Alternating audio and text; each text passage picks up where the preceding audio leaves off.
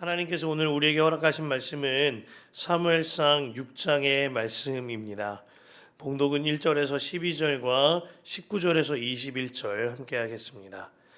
사무엘상 6장 전체 말씀 가운데 봉독은 1절에서 12절 그리고 19절에서 21절 함께 하겠습니다.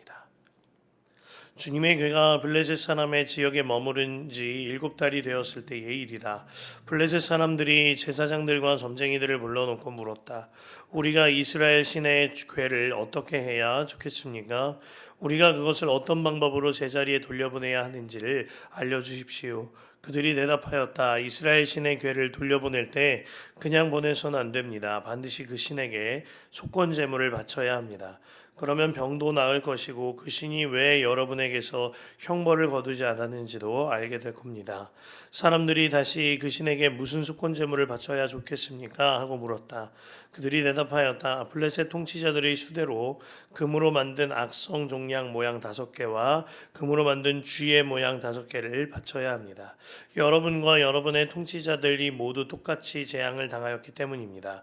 그러므로 여러분은 악성 종양 모양과 이 땅을 해치는 쥐의 모양을 만들어서 바치고 이스라엘의 신에게 예를 차리십시오. 그러면 그분이 혹시 여러분과 여러분의 신과 여러분의 땅을 내리치시던 손을 거두실지도 모릅니다. 왜 여러분은 이집트 백성과 이집트의 왕 바로처럼 고집을 부리려고 합니까? 이집트 사람이 이스라엘 사람을 가게 한 것은 주님께서 그들에게 온갖 재앙을 내리신 뒤가 아니었습니까? 그러므로 이제 새로 수레를 하나 만들고 아직 멍에를 메어본 일이 없는 어미소 2마리를 끌어다가 그 수레에 메우고 그 송아지들은 떼어서 집으로 돌려보내십시오. 그런 다음에 주님의 궤를 가져다가 그 수레에 싣고 여러분이 궤를 가져온 허물을 벗어버리면 속건제물로 보내는 금으로 만든 물건들은 작은 상자에 모두 담아 궤 곁에 두고 그 소 2마리가 가고 싶은 대로 수레를 끌고 가도록 하십시오. 두고 보다가 그 소가 그 궤가 몰래 있던 지역인 벳세메스로 올라가면 이렇게 큰 재앙은 그분이 직접 우리에게 내린 것입니다. 그러나 소가 다른 곳으로 가면 그것은 그분이 우리를 친 것이 아니라 우리가 우연히 그런 재앙을 당한 것임을 알 수 있습니다. 그래서 사람들은 시키는 대로 새끼에게 젖을 빨리는 암소 2마리를 끌어다가 수레를 메우고 그 송아지들은 우리에 가두었다. 수레에는 주님의 궤를 싣고 금쥐와 그들의 악성 종양 모양을 분떠서 만든 물건들도 상자에 담아 실었다. 그 암소들은 벳세메스 쪽으로 가는 길로 곧장 걸어갔다. 그 소들은 그 큰 길에서 오른쪽으로나 왼쪽으로나 벗어나지 않고 울음소리를 내면서 똑바로 길만 따라갔고 그 뒤로 블레셋 통치자들이 벳세메스의 경계까지 따라서 갔다. 19에서 21절입니다. 그때의 벳세메스 사람들이 주님의 궤 속을 들여다보았기 때문에 주님께서는 그 백성 가운데서 5만 70명이나 쳐서 죽이셨다. 주님께서 그 백성을 그렇게 크게 치셨기 때문에 그들은 슬피 울었다. 벳세메스 사람들이 말하였다. 이렇게 거룩하신 주 하나님을 누가 감히 모실 수 있겠는가?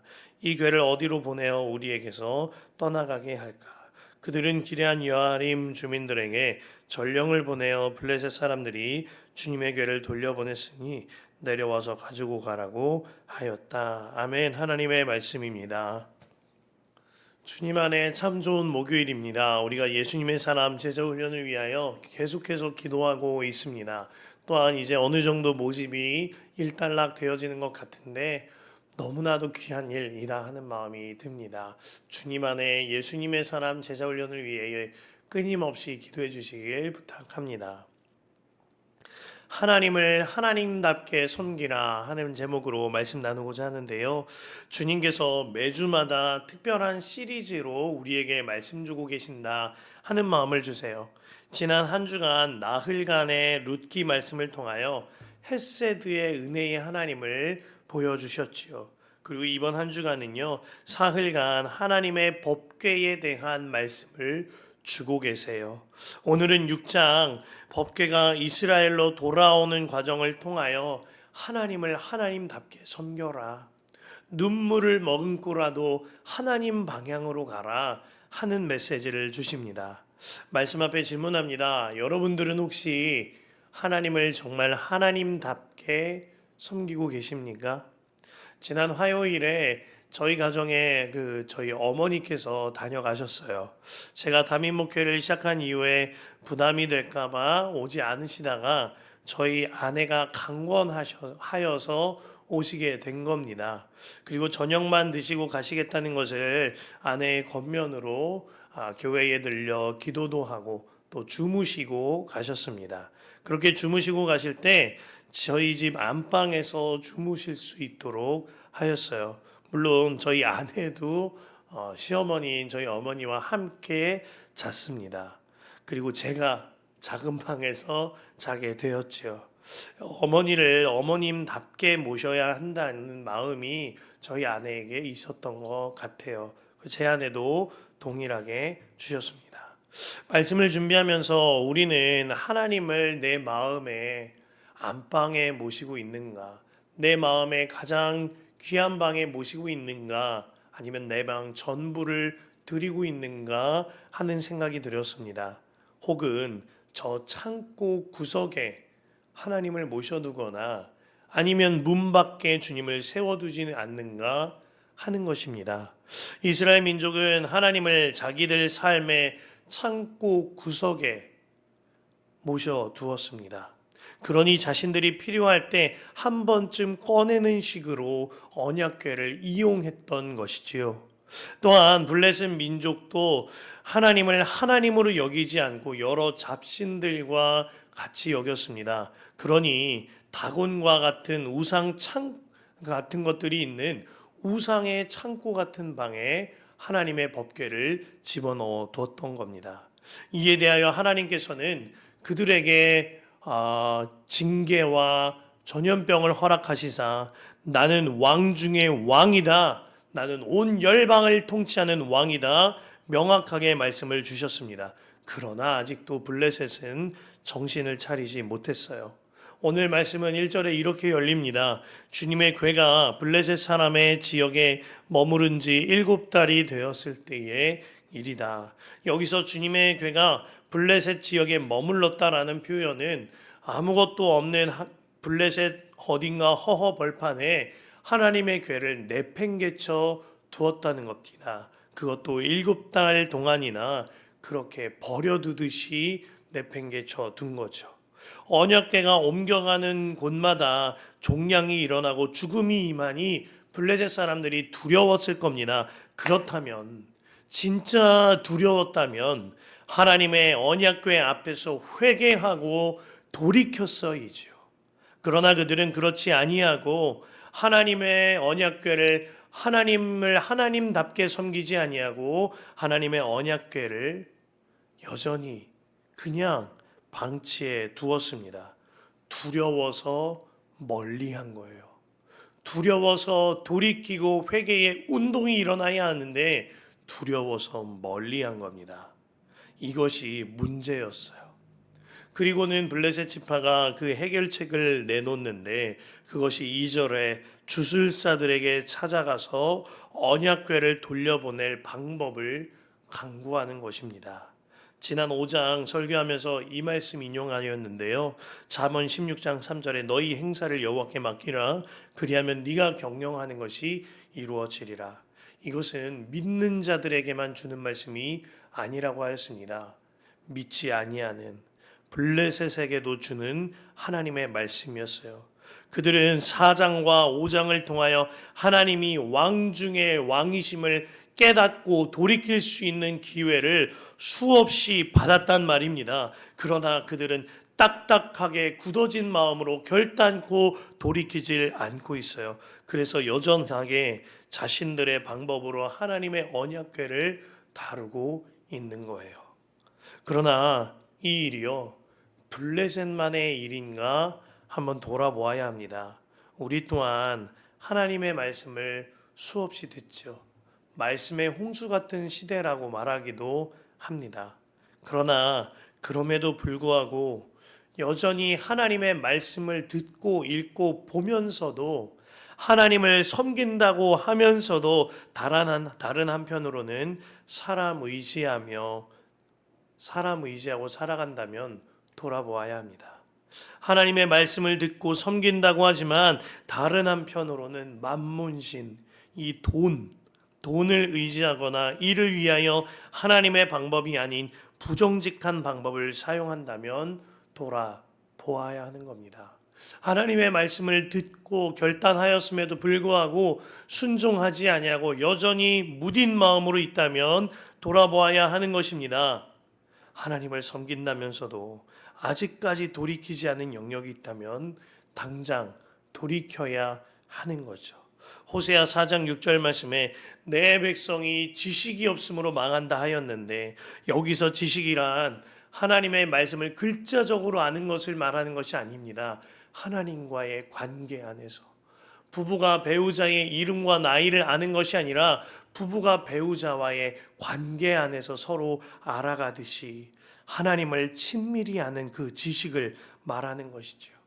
에스겔서 36장 26절에 또 새 영을 너희 속에 두고 새 마음을 너희에게 주되 너희 육신에서 굳은 마음을 제거하고 부드러운 마음을 줄 것이며 하셨습니다. 말씀을 들어도 돌이키지 않는 마음, 음성을 들어도 회개하지 않는 마음, 순종해야 할 영역을 들어도 순종하지 아니하는 그 마음이 굳은 마음인 거예요. 이 굳은 마음을 제거하고 부드러운 마음이 되어져야 하는 거죠. 블레셋 민족에게 이 두 가지가 없었던 겁니다. 언약궤를 통한 징계를 통하여 하나님의 살아계심을 보았어요. 그로 인하여 하나님께로 돌이켜서 하나님과 사귐이 있는 친정한 지식 얻을 기회를 받았습니다. 그러나 그들은 딱딱한 굳은 마음으로 인하여 그 기회를 몇 번이고 날려버린 거예요. 주술사들이 말하기를 언약궤를 돌려보내되 하나님의 상한 마음을 달래기 위하여 속건제를 바치라는 미신적인 대책을 내놓습니다.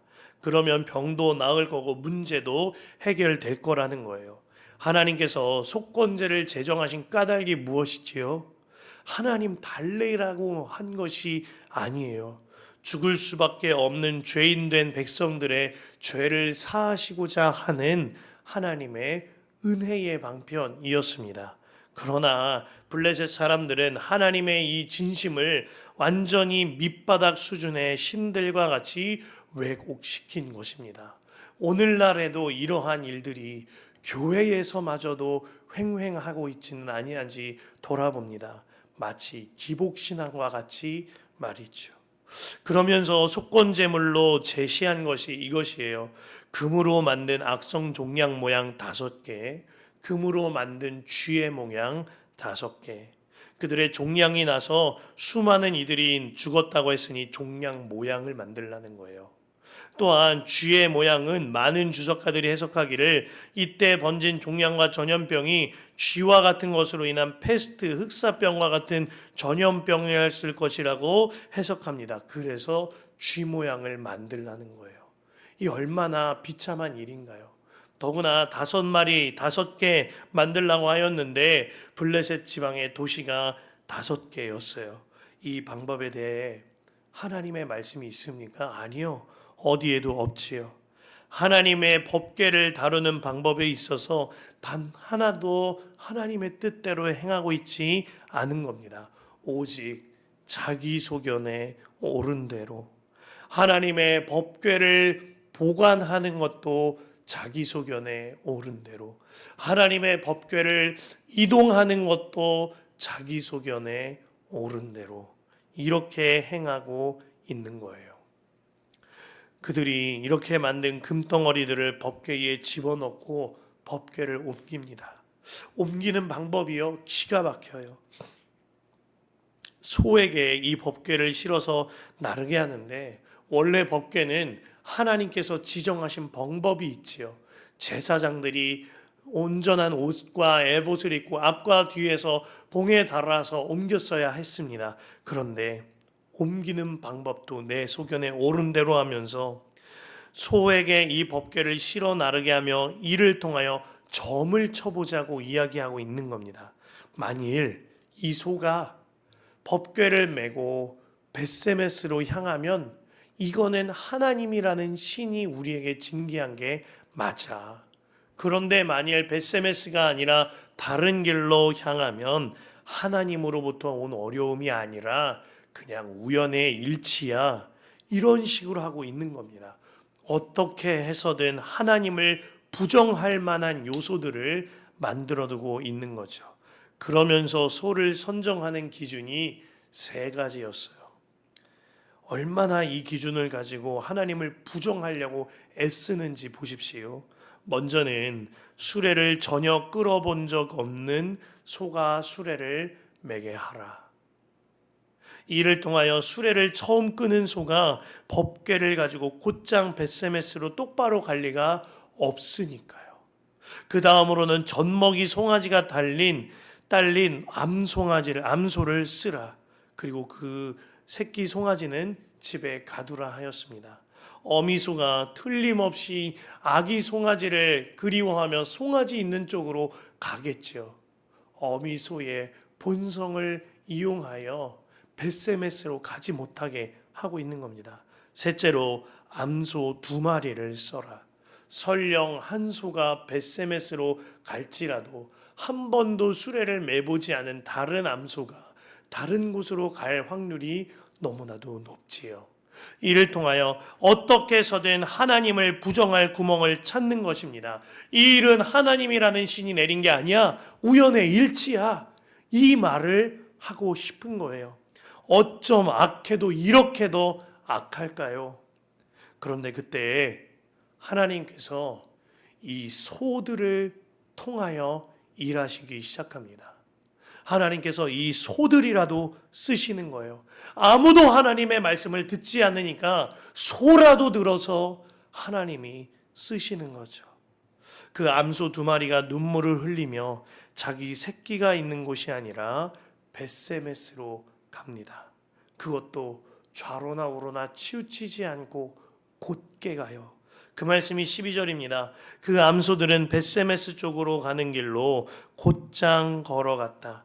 그 소들은 큰 길에서 오른쪽으로나 왼쪽으로나 벗어나지 않고 울음소리를 내면서 똑바로 길만 따라서 갔고 그 뒤로 블레셋 통치자들이 벳세메스의 경계까지 따라서 갔다. 소들의 본성은 송아지 있는 그곳으로 가야 하지만 하나님께서 소들에게 명하시니 그 암소 2마리가 눈물을 머금고 울면서 벳세메스로 가는 거예요. 좌로나 우로나 치우치지 않고. 사람들 중에 누구도 하나님 말씀에 귀 기울이지 않는 이 시대에, 하나님의 말씀대로 행하지 않는 이 시대에, 하나님을 하나님답게 섬기지 않는 이 시대에 하나님께서 소라도 들어서 쓰고 계신 겁니다. 민수기 22장에서 부올의 아들 발람이 말을 듣지 않자 하나님이 나귀라도 쓰셔서 말씀하시고 이스라엘을 지키셨듯이 다니엘 6장에서 하나님의 말씀대로 살지 않는 거대한 제국 바벨론 앞에 다니엘이 사자주굴에 던져지자 하나님께서는 사자들의 입을 틀어막아 바벨론 온 땅에 하나님의 위대함을 드러내시고 다니엘을 지켜내셨듯이 주님이 소들을 통하여 일하는 거예요. 주께서 말씀하셨습니다. 누가복음 19장 40절에 만일 이 사람들이 침묵하면 돌들이 소리 지르리라. 사람이 하나님의 말씀을 듣지 않고 사람이 하나님을 하나님답게 섬기지 않는다면 피조물을 사용하여서라도 주님의 일을 해내시겠다는 겁니다. 오늘 본문의 그 대상이 암소 2마리였던 거예요. 마침내 소들의 눈물을 머금은 순종으로 법궤가 벳세메스에 도착합니다. 그러자 벳세메스에 있던 이스라엘 백성들은 뛸 듯이 기뻐해요. 하지만 그들의 기쁨은 하나님을 향한 기쁨이 아니라 여전한 자기만족, 기복신앙처럼 마치 요술램프 진이가 돌아온 것처럼 법궤를 그렇게 여기고 있었던 거예요. 그런 기쁨, 또한 가지는 이 법궤에 대한 호기심. 오늘날로 말해볼까요? 여러 가지 현상과 눈에 보이는 체험에 대한 얄팍한 호기심. 뿐만 아니라 이곳에 가면 용하대, 이곳에 가면 기도응답이 문제 해결이 된대. 이러한 사람의 호기심과 자기만족에 대한 생각들, 그 기쁨으로 벳세메스에 있는 사람들이 기뻐했던 겁니다. 하나님께 대한 존중이나 하나님께 대한 경외함, 주님을 사모함이 아니라 단지 내 문제 해결에 초점이 맞춰 있던 거죠. 결국 그로 인하여 하나님의 법궤를 존중하지 않고 하나님을 경외하지 않으며 그 커버를 자기 마음대로 열어보다가 수많은 이들이 죽습니다. 그리고는 하는 말이 20절이에요. 벳세메스 사람들이 말했다. 이렇게 거룩하신 주 하나님을 누가 감히 모실 수 있겠는가? 이 궤를 어디로 보내어 우리에게 떠나가게 할까? 그리고 21절에 그 법궤가 거룩하다는 이유로 기럇 여아림으로 보내버립니다. 제가 사무엘상 4장에 들어서면서 이런 말씀 드렸죠. 사무엘기는 대조의 성경이다. 그렇다면 4, 5, 6장 이 본문에서 이 전투에서 명확하게 대조되어야 할 대상은 이스라엘과 블레셋이다. 그러나 이스라엘과 블레셋이 대조되지 않고 오히려 비슷한 가치관을 가지고 살아간다. 이것이 너무너무 안타까운 거예요. 저는 오늘 말씀을 통해 지금 이 시대와 그 속에서 살아가야 할 진정한 그리스도인들의 삶을 봅니다. 블레셋과 똑같아진 이스라엘 뿐만 아니라 세상과 똑같아진 교회와 성도들, 별반 다를 바 없는 시대와 세대가 되어버렸기 때문입니다. 현상을 추구하고 체험을 추구하고 여러 가지 나타나는 일들을 추구하는 일뿐만이 아닙니다. 하나님의 말씀을 말씀답게 지키지 않는 것 또한 그렇죠. 꽤 오래전의 이야기인데요. 빌리 그레이엄 목사님의 딸 앤 그레이엄 목사님이 어느 교회에서 동성애는 분명히 성경의 죄라고 하셨습니다 라는 내용의 설교를 하였다 그래요. 그런데 뒤쪽에 있는 이 설교자 뒤쪽에 성가대가 가득 채워져 있었는데 그 찬양대석이 매우 소란스러워지더랍니다. 무슨 일이 있나 보다 하고 설교를 마쳤는데 나중에 돌아보니까 그 찬양대석에 아무도 없었다는 거예요. 동성애가 죄라고 말한 것 때문에 찬양대원들이 화가 나서 다 나가버린 겁니다. 이 일이 있은 뒤 많은 시간이 흘렀어요. 지금은 어떨까요? 미국에서 목회자가 동성애가 죄라고 말한다면 벌금형이나 구금형에 처하는 주가 너무나도 많이 일어났습니다.